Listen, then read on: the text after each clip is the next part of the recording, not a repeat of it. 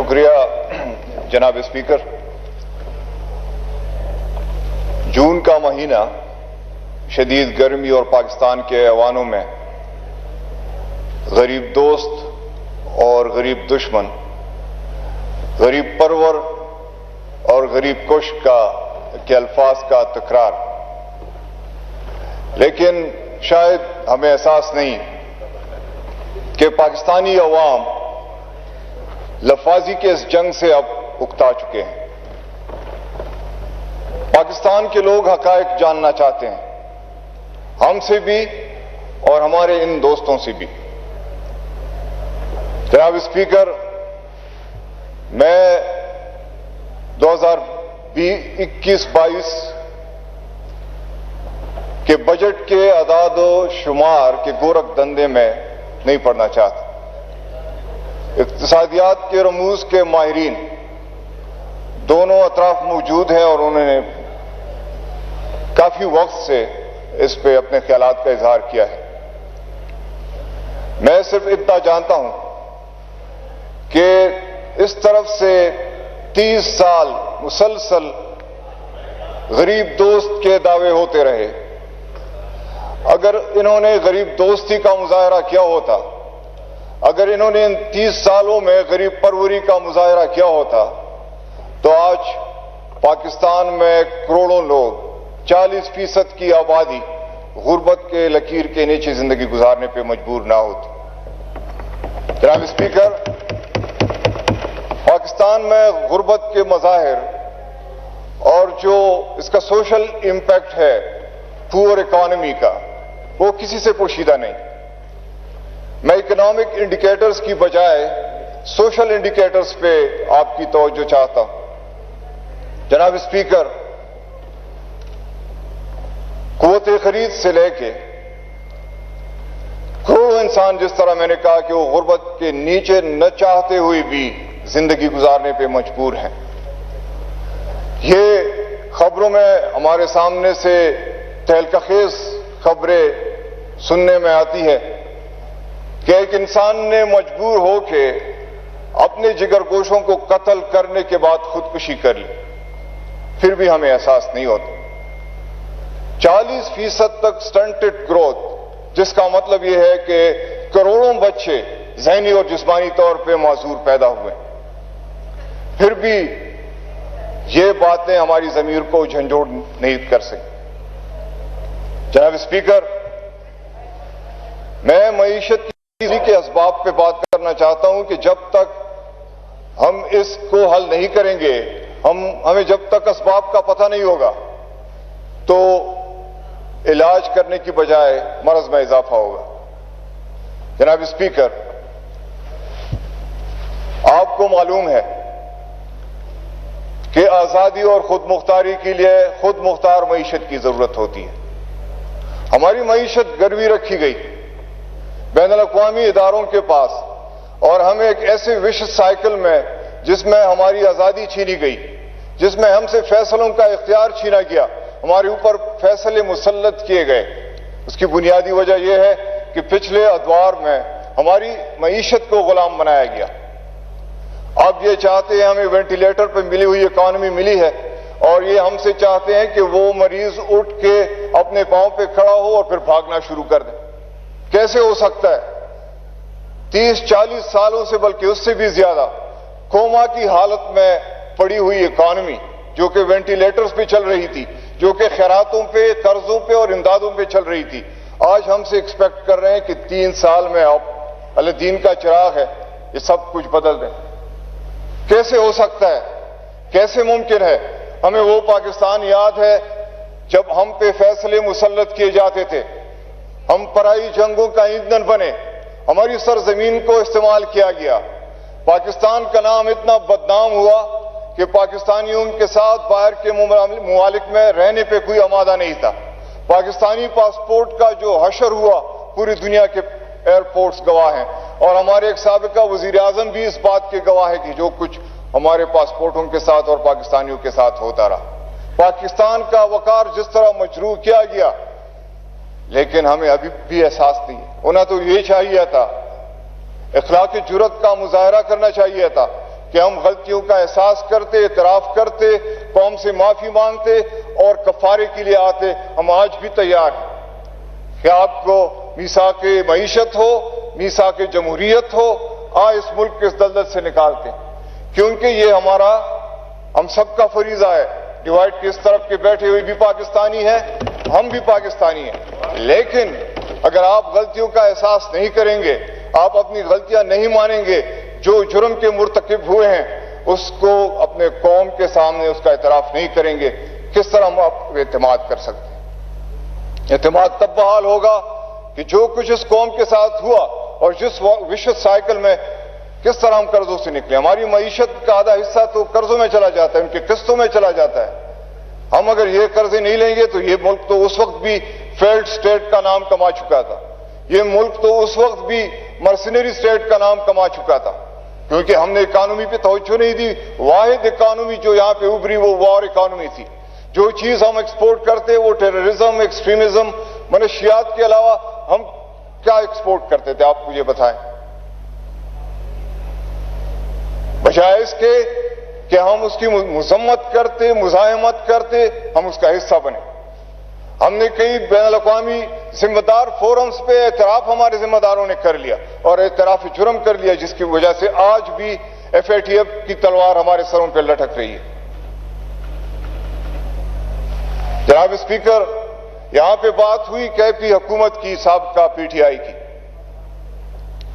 KP کی حکومت جس حالت میں ہمیں ملی، ایک جنگ زدہ، تباہال اور معیشت کی بربادی، دو عالمی جنگوں کا فرنٹ لائن، وہ اس کو لوگ حکومتوں کا قبرستان سمجھتے تھے۔ اس سے پہلے دو حکومتیں جو کافی مینڈیٹ سے آئی تھی، MMA کی حکومت اور ANP کی حکومت، ادھر دفنا چکے تھے۔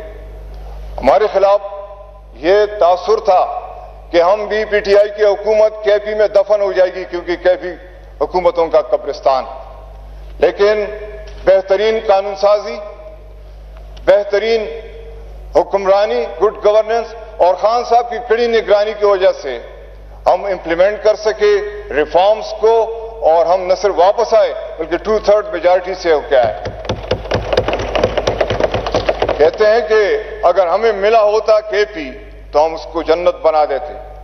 ہمیں یاد ہے، تمہیں یاد ہو کہ نہ یاد ہو، ہمیں یاد ہے ذرا ذرا، جب تاریخ کی، انسانی تاریخ کی سب سے بڑی انٹرنل مائگریشن ہوئی، 100 سے 22 لاکھ لوگ پوری دنیا کے سر تھا، ہمیں لوگ ویلکم کر رہے تھے، لیکن اس وقت کے وزیر اعلیٰ صاحب پنجاب کے جو یہاں سے بولے تھے، وہ ہمیں پنجاب کے گیٹس ہمارے لیے بند، اٹک کے اس پار اس پاکستان میں ہمیں نہیں چھوڑا جا رہا تھا۔ میرا تعلق سوات سے ہے، سوات کے لوگوں کو یاد ہے، KP کے لوگوں کو یاد ہے کس طرح آپ یہ دعویٰ کرتے ہیں۔ اس سے پہلے آپ کو کئی دفعہ موقع ملا ہے KP میں۔ ہمارے ساتھ جو کچھ ہوا NFC میں اور جو کچھ اب بھی ہو رہا ہے، ہمارے اوپر جنگیں، ہم نے پاکستان کی جنگیں لڑی، لیکن CPEC سے ہمیں نکال دیا گیا۔ میں آج بھی اپنے وزیر اعظم صاحب سے یہ گزارش کروں گا کہ جس NFC ایوارڈ اور کونسل آف کامن انٹرسٹ کی میں جب ہم لڑتے رہے پچھلی صوبائی حکومت مرکز کے خلاف، آج بھی وہ ہماری لڑائی باقی ہے۔ میں اپنے وزیر اعظم صاحب سے گزارش کروں گا کہ جو اس وقت پرویز خٹک صاحب لڑتے رہے، آج ہماری اپنی حکومت ہے، ہمارے صوبے کو، خاص کر فاٹا کو اپنا حصہ نہیں مل رہا۔ 3% کا جو وعدہ ہمارے ساتھ کیا گیا تھا اور جس کی وجہ سے انضمام اتنا آسان بنا دیا گیا تھا، ابھی تک وہ نہیں ہو رہا۔ ہمیں اپنے وسائل پہ اب بھی قابو نہیں ہے۔ جناب اسپیکر، معیشت کی ترقی کے لیے ملک کے اندر سیاسی استحکام ضروری ہوتا ہے، تاکہ ہم اپنے وسائل کو ترقی دے سکیں، تاکہ یہاں پہ انویسٹمنٹ کے مواقع ہوں۔ لیکن جب تک انٹرنل سٹیبلٹی نہ ہو، ہمیں انٹرنل سٹیبلٹی کیسے ملی ہے؟ فیڈریشن کے چھوٹے یونٹس کے ساتھ جو حشر ہوا وہ آپ سب کے سامنے ہے۔ 73 کے آئین کے باوجود ان کو کچھ نہیں دیا گیا، 18 امینڈمنٹ کے باوجود اب بھی 18 امینڈمنٹ ہوا میں ہے۔ ہمیں اپنے وسائل پہ اختیار نہیں ہے کہ ہم اپنے پانیوں کو استعمال کریں، ہم اپنے دوسرے وسائل کو استعمال کریں۔ ہمیں ساورن گارنٹیز کی اب بھی ضرورت ہوتی ہے وفاق سے۔ تو اگر آپ اپنے فیڈریٹنگ یونٹس کو ترقی نہیں دیں گے، اور اس کے علاوہ جس طرح میں نے کہا کہ امن کا ہونا لازمی ہے، تو ہم تو بین الاقوامی جنگوں کے مرکز کے طور پہ دنیا میں جانے لگے. ہمارا جو نام بنا اس کو انڈو کرنے کی اب اگر کوشش کر رہی ہماری حکومت کر رہی ہے. اب خان صاحب ڈٹ کے کھڑے ہیں کہ ایبسلیوٹلی ناٹ, ہمارے اوپر کوئی فیصلہ امپوز نہیں ہوگا. یہ بجٹ اگر آپ کو غریب پرور غریب دوست نظر نہیں آ رہا تو یہ غریب پروری اور خود انحصاری کی طرف تیسرا بڑا گام ہے. اور انشاءاللہ تعالی لوگ دیکھیں گے کہ جب ہم خود انحصاری پہ آئیں گے تو کس طرح غریب کی زندگی اور اس کی تقدیر بدلے گی. جناب اسپیکر, میں جو کچھ یہاں پہ ہوا اس اسمبلی میں اس پہ بھی آپ سے ایک منٹ اور لوں گا. ہم یہ دعویٰ کرتے ہیں کہ ہم افغانستان میں امن چاہتے ہیں, ہم دعویٰ کرتے ہیں کہ کشمیر میں امن چاہتے ہیں, ہم دعویٰ کرتے ہیں فلسطین میں امن ہو, ہم چاہتے ہیں کہ پوری دنیا میں امن ہو. لیکن اگر ہم اس چھوٹے سے ہاؤس میں امن قائم نہیں کر سکتے, ہم اگر کتابوں سے لڑتے ہیں جو کہ ہمیں عقل سکھاتی ہے, تو کس طرح ہم پوری دنیا میں یہ دعویٰ کرتے ہیں کہ کیا امیج بنتا ہے ہمارا, کس طرح لوگ ہماری تقاریر کو سنیں گے. ہمارا اپنا اعتماد, یہ کلیکٹیو لیڈرشپ ہے, یہاں پہ کلیکٹیو وزڈم کا مظاہرہ ہونا چاہیے. ہم کہتے ہیں کہ مسائل کا حل ڈائلاگ میں ہے, یہ ڈائلاگ کا سب سے بڑا فورم ہے اس ملک میں, لیکن اگر یہاں پہ کتابوں سے والی بال کھیلی جائے تو پھر اس ملک میں اگر ایک دوسرے کے سروں سے فٹ بال کھیلا جائے تو وہ کوئی حیرانگی کی بات نہیں. یہ ہماری ذمہ داری ہے کہ اگر ہم گلیوں میں امن چاہتے ہیں تو پہلے یہاں پہ امن ہو. اس کے علاوہ اسپیکر صاحب آخر میں اپنے حلقے کے حوالے سے بات کروں گا. الحمدللہ میرا حلقہ پاکستان کا خوبصورت ترین حلقوں یا علاقوں میں سے آتا ہے. ہم چاہتے ہیں, اس میں اتنا پوٹینشیل ہے کہ ہم اس کو دنیا کے بہترین علاقوں میں شمار کروائیں اور یہ انٹرنیشنل ٹورسٹ ڈیسٹینیشن بن سکتا ہے. لاسٹ 2 منٹ جی. اگر ہم تھوڑی توجہ دیں, وہاں پہ ڈیفارسٹیشن کا, میڈم بیٹھی ہوئی ہے, چیئر پرسن ہے standing committee for climate change, مسلسل ڈیفارسٹیشن کا ایک بہت بڑا ایشو ہے جو کہ اللیگل بھی ہے لیکن مجبوری بھی ہے. اب وہاں 9 مہینے تک سردیاں رہتی ہیں, لوگوں کے پاس متبادل ایندھن نہیں ہے. 45,000 کلو گرام روزانہ تک ملاکنڈ ڈویژن کے فارسٹ کورڈ ایریا میں روزانہ لکڑی جلتی ہے. چاہتے ہیں کہ وہاں پہ ہارڈل پاور سے یا گیس کے ذریعے اگر ہمیں متبادل ایندھن ملے تو ہم 45,000 kg سے زیادہ ڈیفارسٹیشن اور ایندھن جو ہے وہ اس کو بچا سکتے ہیں. میں وہاں پہ سوات ریور کے ساتھ جو ہو رہا ہے وہ ہمارے ٹورزم کے لیے بہت ہی خطرناک ہے کیونکہ ہمارا سب سے خوبصورت ایسٹ ہے, وہ ضائع ہو رہا ہے. میں آپ کے فورم سے پرائم منسٹر صاحب سے اور متعلقہ اداروں سے, صوبائی حکومت سے بھی ریکویسٹ کرتا ہوں کہ اس کا کچھ کیا جائے. یہ Gilgit to Chitral to Chakdara to Peshawar to D I Khan western corridor, یہ بہت بڑی اچھی بات ہے. لیکن ہم نے خواجہ خیلہ ٹو پیشام جو لنک روڈ ہے جو قریب ترین ہے, اس کو بھی اگر وفاقی وزیر صاحب شامل کر دیں تو بہت بڑی بات ہوگی اور ہمارے لیے ترقی کے دروازے کھل جائیں گے. اس کے علاوہ میں وزیر اعلیٰ کے پی کا شکر گزار ہوں کہ انہوں نے میرے حلقے کی طرف بھی توجہ دی اور صاف پینے کا پانی, یا میں وزیر اعظم صاحب شکر گزار ہوں کہ بہت بڑا پروجیکٹ پانی مستقبل کا بہت بڑا مسئلہ ہے تو اس کو حل کیا گیا ہے اور میرے حلقے کو وہ دیا گیا ہے, تو اس کے لیے میں شکر گزار ہوں. اور میں چاہتا ہوں کہ ہمارے علاقوں میں گیس اور رسائی ہو. بہت بہت شکریہ. Thank you.